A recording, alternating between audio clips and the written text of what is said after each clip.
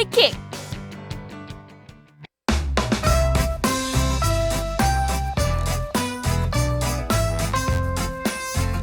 김큐의 경제 뉴스 큐레이션. 저는 코너지기 배아량 리포터입니다.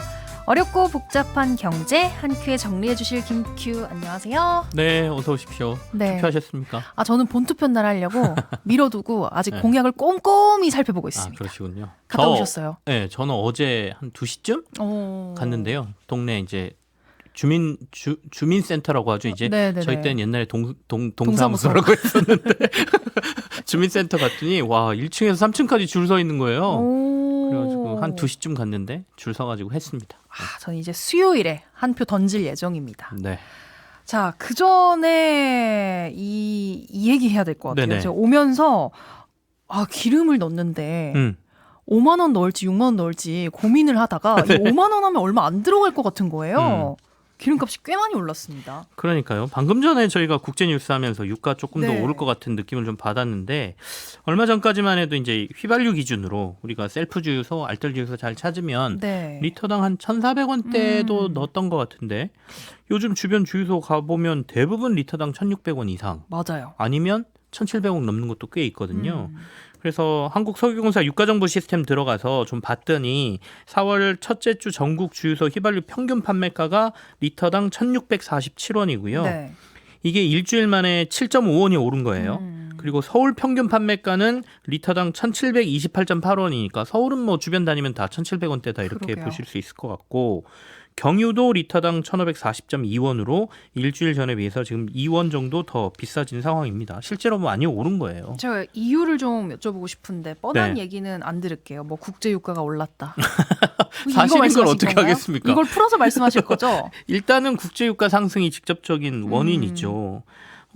현재 중동하고 기타 산유국들의 협의체를 요즘은 오펙 플러스라고 하거든요. 네. 여기에서 감산 정책을 유지를 하고 있어요. 그러니까 기본적으로 공급은 조금씩 줄어가는 과정이다 이렇게 보시면 되는데 반면에 수요가 좀 살아나는 모습을 보여주고 있습니다.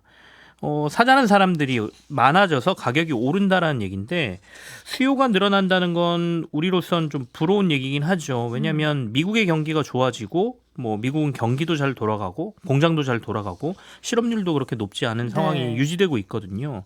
미국의 경제 성장률이 올해 우리나라가 뭐 2%대 나온다 안 나온다 이러고 있는데 지난 4분기 이제 GDP 성장률 확정치 지난주에 나왔는데 이게 3.4% 나왔어요.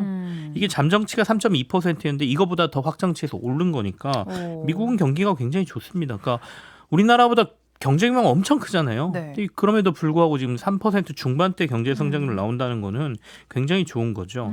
거기에 이제 중국은 경기 침체다 뭐다 이런 얘기 굉장히 많았는데 경기 침체를 벗어나기 위해서 정부가 기준금리 낮추고 돈도 지금 막 풀고 있거든요. 그렇다 보니까 효과가 별로 없는 것 같다가 최근 들어서 경기가 조금 살아나는 모습을 보이고 있어요. 저희가 이제 PMI라고 해서 제조 구매 관리 지수라는 게 있는데 이게 50을 넘으면 경기 확장 국면이라고 우리가 해석을 하거든요. 중국의 3월 제조 PMI가 51.1이 나왔습니다. 2023년 3월 이후에 가장 높아요. 그러니까 13개월 만에 최고치가 나왔거든요. 그리고 서비스 PMI도 지난주에 52.7이 나왔고 이거는 15개월째 50 이상이 나오고 있으니까 경기 확장 국면이 유지되고 있다는 거죠. 그러면 중국에서도 뭔가 기름을 살려는 수요가 더 늘어날 거다 이런 게 있으니까 결국엔 이게 국제 유가를 조금씩 올리고 있다 이렇게 볼 수 있는 거죠. 그러네요. 근데 지금 기름값 얘기만 해서 그렇지 뭐 매주 물가 얘기 나오고 있는데 과일, 채소 이런 거 이제 어떻게 해야 돼요? 이게 그러니까 물가 잡기가 만만치 않을 것 같다는 생각이 좀 드는 거죠. 그래서 올 하반기가 좀 걱정스럽긴 합니다. 그러니까 단순히 수요 측면의 강세만 제가 방금 전에 말씀을 드렸는데 앞서 저희가 국제정치에서 얘기한 것처럼 불안한 국제정세가 또 유가를 조금씩 더 자극하고 있거든요. 우크라이나가 러시아 정유시설 공격하고 있고요. 가자지구 불안이 주변국으로 지금 확대되는 양상이잖아요. 방금 전에 이란과 이스라엘의 대립이 좀 걱정된다라는 얘기까지 저희가 들었는데 이런 것들이 금방 가라앉을 요소냐 이렇게 보면 그렇지 않잖아요. 지속해서 유가를 뭔가 이벤트가 나와서 자극할 것 같은 거거든요. 그러면 이거는 계속해서 유가를 상승시킬 자극 요소다 이렇게 해석이 가능하죠. 그다음에 우리 입장에서는 환율이 이 상황을 지금 더 악화시키고 있습니다. 그러니까 지속해서 원화 약세 환경이 지금 만들어지고 있는데 연초 이후에 달러당 원화값이 평균적으로 1,300원대 위에서 계속 놀고 있습니다. 네. 심지어 최근 한 달여는 1,340원, 1,350원도 뚫고 올라가는 모습들이 계속 나오거든요.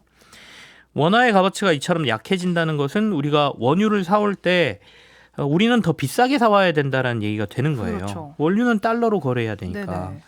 원유 가격이 오르고 있는데 여기에 원화 약세까지 나오니까 이것까지 반영해서 우리는 오른 가격에 더 비싸게 원유를 사와야 되는 상황이지 않습니까? 비싸게 원유를 사오면 우리는 이걸 가지고 다양한 가공품 만들고 심지어 전기 생산하는데 발전용으로 쓰고 그러면 전기요금 상승 요인 발생하죠. 그리고 다른 물가들도 자극할 상황이 만들어질 수 있는 겁니다. 네. 그래서 여기서 유가가 더 강세를 보인다면 하반기 굉장히 고민스럽죠. 그러네요. 지금 국제 유가가 두바이유하고 브렌트유가 연초에 한 70달러 초중반에서 움직이다가 90달러를 좀 넘어서 있습니다. 하반기 걱정된다고 하셨는데 저 벌써부터 진짜 표정이 확 어두워지네요. 네. 어쨌든 환율이 지금 이 상황을 더 자극하고 있다. 음. 이거 환율은 우리 어떻게 할 수 있는 거 아닌가요? 못해요? 예전처럼 만약에 이걸 고정환율제, 네. 고시환율 이런 거라면 인위적으로 좀 만질 수는 있겠지만 지금은 완전히 변동환율제로 돼 있거든요. 그러니까 딱히 방법은 없습니다. 물론 시장 개입을 암암리에 하기는 해요. 근데 이게 한계가 분명하거든요. 그리고 시장 개입이라는 게 우리가 달러를 팔고 원화를 사들이는 정도라고 보시면 돼요. 그래야 원화 수요가 증가하면서 원화의 값어치가 올라가는 거거든요. 그러면 원달러 환율은 조금 떨어지긴 합니다. 다만 이거는 우리가 가지고 있는 달러를 파는 거잖아요. 네. 그러면 우리 곳간을 비워서 환율을 방어하는 건데 분명히 한계가 있죠. 그러니까 네. 잠시 너무 환율이 급등할 때 이럴 때만 들어갈 수 있는 잠시 개입 정도입니다. 다만 이제 조금 희망이 있는 것은 어제 나온 경상수지 상황. 그러니까 우리나라가 물건 사고 팔고 외국으로 나간 돈, 들어온 돈 이거 다 계산해서 보니까 흑자가 조금 더 확대되고 있다는 거예요. 그러니까 돈을 좀 벌고 있다는 얘기입니다. 네네네. 2월 경상수지가 68.6억 달러, 10개월째 흑자가 기록됐습니다. 특히 반도체가 살아나는 모습을 보이면서 국가 전체적으로 달러를 쓴 것보다 번 게 훨씬 많다 이런 얘기거든요. 흑자 규모도 1월보다 더 커졌습니다. 그 얘기는 달러가 좀 들어오고 있으니까 그러면 조금 환율이 방어될까라는 생각은 하고 있는 거죠. 괜찮아졌다는 뉴스 되게 오랜만이라 뭔가 반가운데 네. 그러면 환율 상황은 조금 나아질 거라고 보시나요? 물론 우리나라로 달러가 많이 들어오면 환율 상황은 좀 개선될 가능성은 있습니다. 근데 하지만 이것만 가지고 환율이 완전히 결정되는 건 아니거든요. 네. 그러니까 상대 국가 화폐의 가치가 굉장히 중요합니다. 결국엔 달러의 가치가 중요하다는 건데 미국 상황이 우리보다 훨씬 더 좋아져 버리면 우리가 좋아졌지만 미국이 더 강하게 가겠죠. 달러가. 그쵸. 그러면 우리 환율은 상대적으로 약세가 될 가능성이 네네. 있거든요. 지금 상황은 그쪽입니다. 그러니까 미국이 그래요? 더 강해질 것 같아요. 달러가. 그러니까 미국 경기가 상대적으로 너무 좋다고 아까 말씀을 좀 드렸는데 이른바 강달러, 작년에 우리가 슈퍼달러, 강달러 이런 얘기 굉장히 많이 했던 것 그랬죠. 같은데 또다시 그 표현들이 지금 좀 등장하고 네네네. 있거든요. 원래 미국이 기준금리 인하를 한다고 했었죠. 연초만 해도 4월쯤 한 번, 그리고 하반기에 본격적으로 시작해서 올해 4번에서 5번 정도 금리 인하할 거야 이런 얘기 나눈 적이 있지 않습니까? 네. 근데 이게 미국 경기가 계속 좋고요. 노동시장도 딱히 나빠지지 않고 유지가 되다 보니까 금리 인하 시기가 지금 6월쯤으로 늦춰진다 이렇게들 얘기를 해요.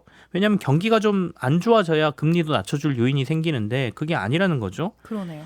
근데 이번 주에는 어떤 일이 있었냐면 연준 인사 한 명이 올해는 아예 금리 인하가 없을 수도 있겠다라는 얘기까지 해버렸어요. 그러니까 결국에는 달러는 더 강세를 보이는 상황이 벌어졌고요. 네. 근데 이제 다른 나라들은 지금 버티다 못해서 금리를 내리는 상황이지 않습니까? 스위스가 먼저 내렸죠. 네. 그러니까 상대국들은 금리를 내렸다는 거는 그 나라의 화폐의 가치는 떨어졌다는 얘기거든요.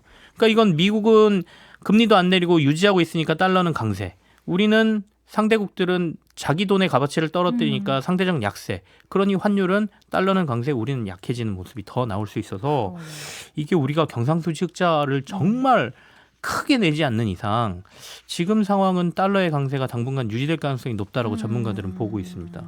그리고 또 하나의 문제가 네.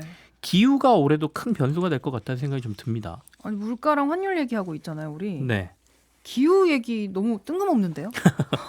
요즘 농산물 가격 오르는 이유를 뭐라고 합니까? 아, 그래서 기후 얘기가 나오는군요. 이상기후라고 하지 않습니까? 네. 그러니까 이 이상기후가 지난해 엘니뇨 현상이 나타났기 때문이다라고 얘기하거든요. 네. 근데 올해는 엘니뇨가 아니라 라니냐라는 기후 현상이 지금 예고되고 있거든요. 뇨냐 정말 네.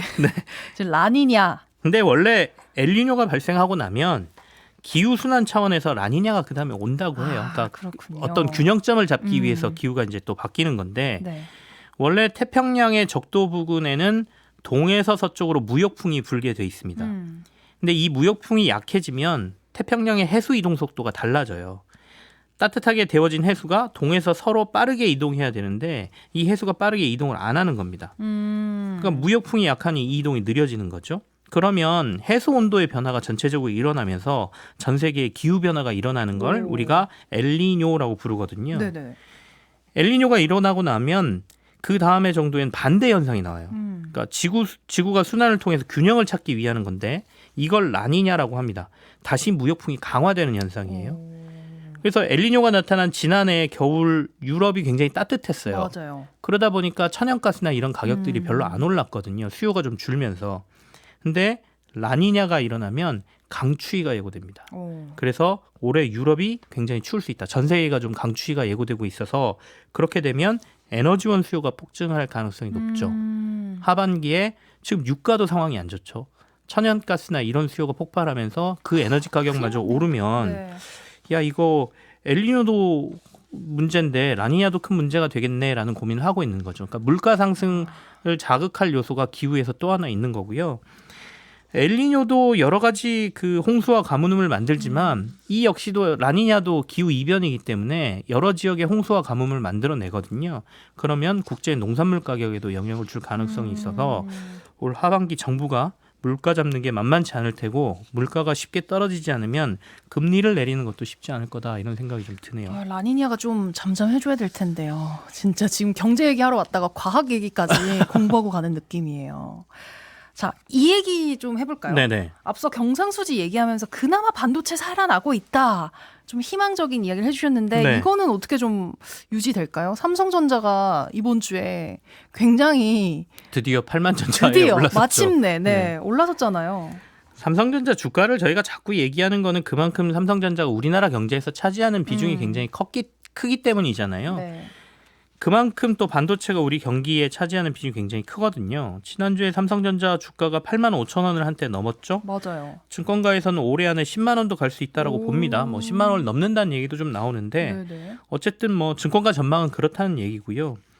또 반도체는 슈퍼사이클이라는 말도 오랜만에 지금 등장을 하고 있습니다. 워낙 코로나나 뭐 이때 IT 분야의 경기 침체가 심했고 삼성전자나 SK 하이닉스 등 우리나라 기업들이 강세인 메모리 반도체가 시장에 막 남아 돌았거든요. 워낙 생산을 많이 했기 때문에 재고가 잔뜩 쌓여 있었습니다. 그래서 가격도 낮추고 재고를 막 처분하고 있었거든요. 근데 정부가 발표한 경상수지도 경상수지인데 어제 삼성전자가 1분기 잠정 실적을 발표를 했어요. 근데 이걸 보면 1분기에 삼성전자가 6조 6천억 원의 영업이익을 올렸습니다. 이게 작년에 삼성전자가 막 적자도 보고 막 이러면서 전체적으로 1년 동안 번 게 6조 5천억 원이었거든요. 네. 그러니까 작년 1년 동안 번 거보다 올 1분기에 돈을 더 벌었다는 얘기예요. 그러니까 살아나고 있다는 얘기죠.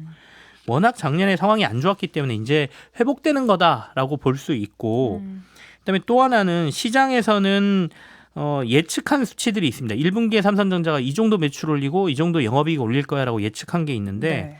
영업이익은 시장의 예측보다 훨씬 더 나왔습니다. 근데 매출은 시장 예상보다 소폭 낮게 나왔어요. 근데 이걸 해석을 해보면 매출은 시장 예상보다 적었지만 영업이익이 더 나왔다는 거는 반도체 가격이 그만큼 올랐다는 거예요. 그렇죠. 많이 안 팔았는데도 불구하고 이익률이 높아졌다는 거잖아요. 그 얘기는 메모리 반도체의 가격 반등이 꽤 빠르게 일어나고 있다. 이런 해석도 가능합니다. 그래서 물론 요즘 반도체 시장이 엔비디아라는 회사를 중심으로 해가지고 전부 AI 반도체 뭐 이런 거 위주로 돌아가긴 하지만 이 AI 반도체가 잘 되려면 그 주변에 D램 반도체라든지 이런 데가 고급화되고 비싼 것들이 같이 팔려야 되거든요. 이걸 이제 국내 업체들이 지금 생산을 하고 있기 때문에 미국과 중국의 경기가 살아난다라고 아까 말씀드렸는데 그러면 반도체나 IT 경기도 살아날 테고 그렇게 되면 우리나라 반도체들은 좀 낫지 않을까라는 긍정적인 얘기가 좀 많이 나오네요. 이것까지만 그러게요. 말씀드리겠습니다. 네, 어쨌든 회복되는 신호가 더 강력하게 다른 곳에서도 들려오길 네. 바랍니다. 오늘도 잘 들었습니다. 김크의 경제뉴스 큐레이션 여기서 마무리할게요. 지금까지 배아량 리포터와 함께했습니다. 고맙습니다. 네, 고맙습니다.